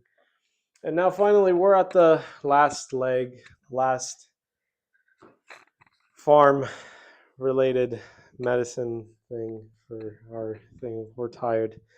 28, angina. My heart hurts. Angina, pectoralis, mainly meaning chest pain, usually from heart. You can have chest pain without it being related to the heart. You can have chest pain with being related to the heart. But usually it's associated with the heart. Not all anginas are chest pain related, but most anginas do have chest pain. Most. Coronary artery disease, right? So there's a reason why I put an arrow here. It's mainly because we should start with this slide first, right? Atherosclerosis, right? It's what leads to coronary artery disease. So atherosclerosis is basically just a buildup of plaque in our blood vessels, specifically arteries, right? Like we kind of went over a little bit in our lipid chapter. We talked about how usually what is our plaque, right? It's usually cholesterols, fat buildup, like and what are these like different fats, right? These they're usually mainly used for fuel, right? They're our body's kind of like natural fuel in a way. Uh, Mainly our cholesterols, and I'm kind of blanking out, but it wasn't our phospholipids, but it was a different one. Those happen to be our direct like lipids, right? So if we want fuel, where are we going to put it? Like we said, in our inventory, where our blood vessels are. That's why there's so much plaque buildup that can occur in a blood vessel. And then look at that. So this constantly ends up leading to ischemia. So atherosclerosis is just that buildup of plaque. It's now the vessel is getting kind of smaller, like pseudo small. It's the vessel itself isn't changing. It's just it's accumulating all this plaque that's just blocking out the flow. So that's what's going on right here. And then eventually this can lead to coronary artery disease because now it's referring to going into like it's affecting the arteries in the heart, right?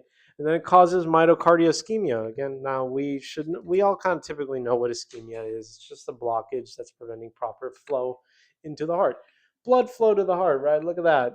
It receives it directly out of the aorta, right? And it goes straight into the coronary arteries. It's like fractures out. There's like a bunch of different arteries and veins and stuff. I don't even remember them from anatomy, so there's that. But uh, provides a continuous supply. Surprise, wow. Angina, right? So it's acute chest pain, typically through the deprivation of oxygen to muscle tissue, right? Usually it's accompanied with physical exertion, right? You're working yourself super hard, right? Like your heart's really out of it. And then atherosclerosis or your cardiovascular, your CAD, your coronary artery disease will, right? Like imagine you're already kind of working hard, right? And then all of a sudden you're going way too much. Your vessels are constricted because what happens when we work out? I mean, we do dilate a little bit, but like our heart's pumping hard. The vessels have to constrict. Our blood pressure goes higher, right? So that's where that's coming in, right? After a certain point, if there's a lot of plaque buildup and then it closes up, that's kind of like closing up the entire thing, and then it can cause angina. Emotional excitement, good or bad.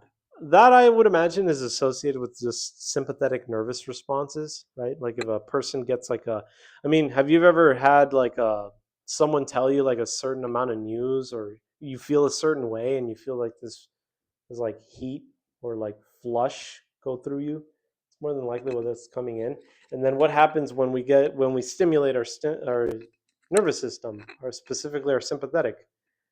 Our heart pumps harder, body kind of freaks out, right? So that's kind of what I'm associating it with. Good or bad excitement. Signs and symptoms. Typically, it's a left-sided arm pain, like that goes down to the fingers. Sometimes it's jaw pain, other times it's back pain. And then, very uniquely, sometimes with women, it's mostly like epigastric pain, like kind of lower on this side, like right about here. Sometimes it's GI distress, it's nausea, vomiting, fatigue, sweating is a little bit more common. I mean, I myself, in my time in healthcare, have found some women with where they say like, I don't feel right, and then you put an EKG on them, and then you see that they're having a heart attack, and they're not really showing like the, oh man, my chest really hurts. It's just they're like, I just don't feel right, and then that's why. So in women, it could be a little bit subclinical. Um, Panic or fear of impending death. I mean, that's kind of a common trope in movies, like a person's having a heart attack. Pallor, you get really pale. I mean, kind of standard. Dyspnea, um, difficulty breathing, right? I mean, this is what's going to happen right here. Diaphoresis, excessive sweating, same thing like that. Tachycardia, right? So the way I'm seeing is like your body's compensating for the loss of O2 in heart tissue. So what is one way that your heart can compensate? Pump harder, because if there's not enough oxygen reaching those tissues, maybe if I pump harder and push my blood pressure to go skyrocketing, I can just push the blood to just get there just a little bit, to pass through that very narrow, the super narrow vessel, and just maybe give that muscle just enough blood to survive. That's where this is occurring. Now, there is different types of angina. Stable angina is predictable. You can know things that will trigger it, like stressors. You know how long it lasts, you know how intense it is, and you know how long it will, usually like what can make it pop up. So those are predictable, and they are usually resolved with rest. That's what makes it stable. It's stable angina, it's predictable, you know how to fix it, it's nice and easy. Unstable is when now it's unpredictable. It happens much more frequently. It happens harder, and rest doesn't help. Even in periods of rest, it doesn't alleviate. Vasospasmic, which is this Prinzmetal's angina, is more related to ischemia caused by these spasms that occur in the blood vessels. Now, it's kind of the same mentality. I'm taking it that way, in the same way how chest pain is caused when when you're physically overworking yourself, and then you have maybe coronary artery disease, right? The artery is already kind of clogged, and then now the vessel's kind of constricting more and more, so now it's just preventing less flow. These spasms that occur in our vessels, right? What is a spasm, right? It's constriction, like constriction on and off, but sometimes it stays on there. Same thing. If there's too much plaque buildup, you're just going to block it, and now you have ischemia. Same way. It's just, it's all technical. It's all semantics about relating ischemia caused by spasms or ischemia caused by a blockage. That's it. Silent angina, sudden death, where you don't feel pain, and then all of a sudden you just, so that's where that comes in. Non-pharmacologic ways, typically lifestyle changes. That's like always the first, as we know, right? Healthy diet, exercise, because that will lower that cholesterol. Then we have percutaneous coronary intervention, which is a very fancy name of saying a stent. A CABG, a coronary artery bypass graft, right? Bypass for more blood flow. So those are our non-pharmacologic ways or surgery ways. And then now there is our actual pharmacologic management. So there are two categories of drugs, right? There are drugs that terminate the episode of chest pain. That's our short-acting nitrates. And then if there's really bad ischemia, you use a thrombolytic. You guys can recall that alteplase, that Activase that we went through from our anticoagulation chapter. And then there are drugs that decrease the frequency of episodes: calcium channel blockers, beta blockers, ACE inhibitors. So the nice thing to know is that it's very similar to our asthma chapter. Remember, there were rescue drugs, and then there's prevention drugs. And it's the same way with the with the allergic rhinitis chapter too. Drugs that treat it, the decongestion, and then there's drugs that prevent it, all those different freaking um, antihistamines and blah, blah, blah, blah. So now we can just move on, right? Drugs that reduce myocardial demand for O2, right? So that's essentially, these are just the goals, right? You want to reduce the heart rate, you want to reduce preload, you want to kind of like calm down the amount of pressure that it's mainly relating to reducing preload to help with lower blood pressure, the afterload. You don't want to have too much preload because now you're putting too much pressure into the vessels and then it's going to make pressure go back up. You want to reduce contractility. Again, you want to prevent the heart from overworking because again, it's like an endless cycle. Have you guys ever seen like that picture of the snake eating its tail? It's kind of like that. Like you're kind of now putting yourself in a position that you can't cancel out because your body's just doing it. It's self-perpetuating. So here's Mona, right? Morphine, oxygen, nitroglycerin, and then the aspirin. So I just rearranged it to what would be given first. So oxygen first and foremost, right? Because that's what the tissues are being deprived. So give supplemental, then give nitro, right? Because nitro is what actually gonna open the blood vessels in the arteries in the heart, and then you give the morphine, right, for pain management, and finally aspirin because aspirin will take a little longer to work, but aspirin will help also be an antiplatelet to prevent those platelets from clotting and then causing a whole problem. So we just remember Amona and just rearrange it to actually work how we need to. So nitrates, right? They relax both atrial and venous smooth muscle, right? Meaning our blood vessels. Dilates our coronary arteries. That's essentially where it is. Reduces after workload for the heart, right? It lowers the demand for oxygen, just like how we saw with heart failure. Surprise, surprise. Adverse effects, typically hypotension, makes sense because of dilation. Dizziness, because you just dropped your blood pressure and that can make you dizzy, right? Because you're less blood going into the head. Headache, same reason. Flushing of the face, it's a dilator, right? What do we talk about with dilators? They cause you to get flushed. Rash, that one's kind of interesting, but chances are it's referring to at times like topical stuff. At times it can work that way because there's people who have nitroglycerin patches. This is what that's referring to, right? Nitrostat. And then bradycardia can occur. The professor said that's something that could occur. So we got to be mindful for that. So the way I'm thinking is that nitroglycerin is really our only rescue drug, just the same way how albuterol, the one that ends with butyl, is our only real rescue albuterol drug, right?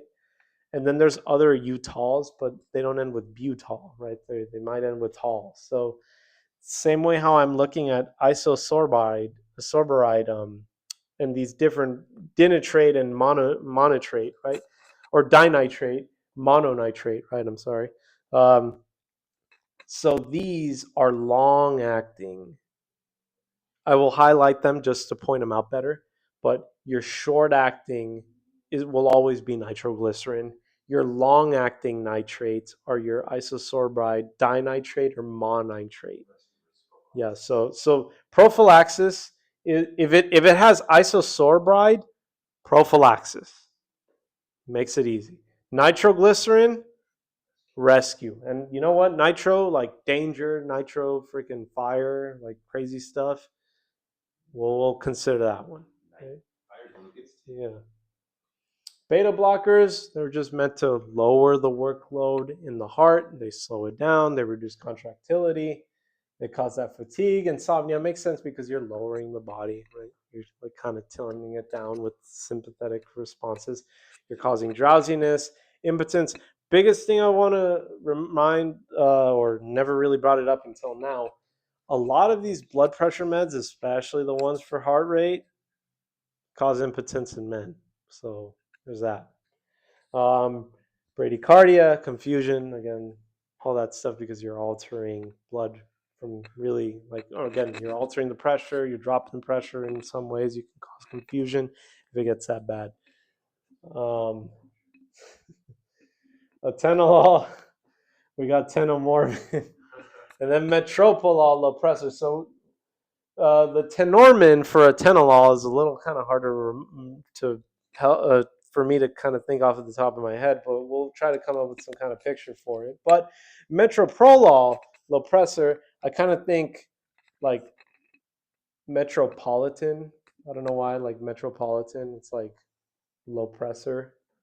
I don't know. Metropolitan kind of sticks out. Lopressor, like Lopolitan, Metroprolol. I don't know. That kind of stuck out in my eyes a little bit.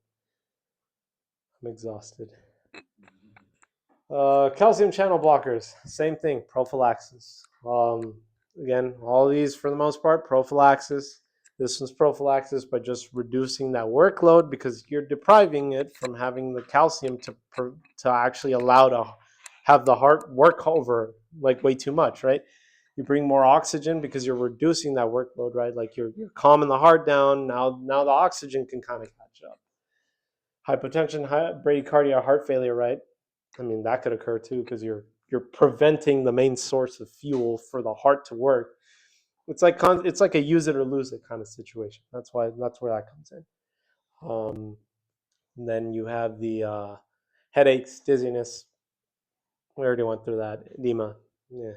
So this is where that diltiazem comes in, right? So this is where it's coming in, like reducing the workload. Diltiazem, and I will annotate this on the notes when I share them.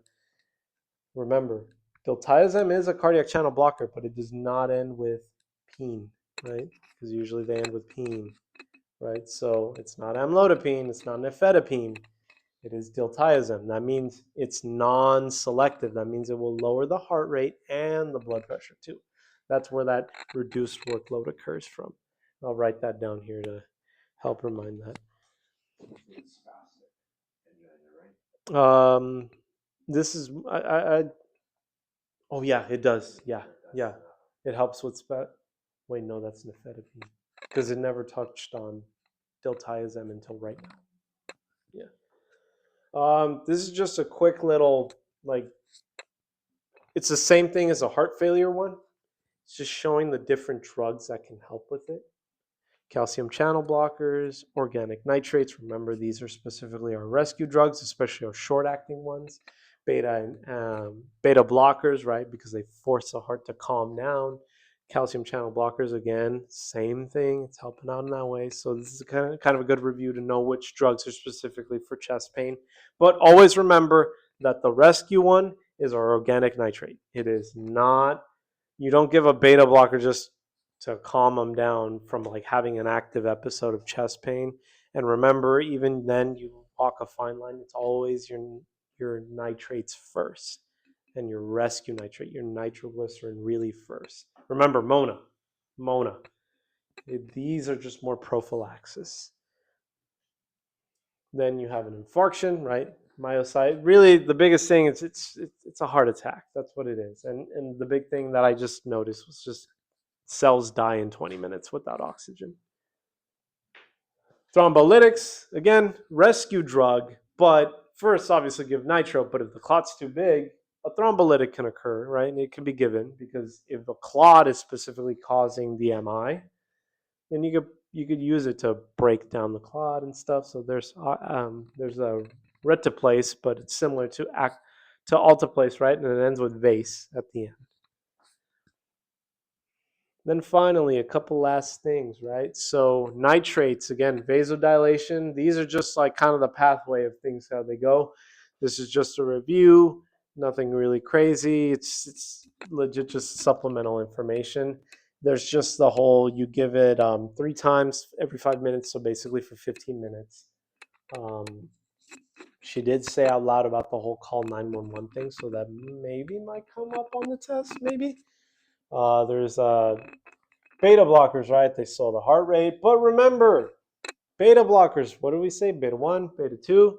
Beta blockers, even though they're specifically for beta 1, they could still kind of leak over to beta 2 and then now cause you to have bronchospasms, so they can exacerbate asthma. So they're not a full-blown contraindication. They're just a, hey, be careful when you give them with a person with asthma history.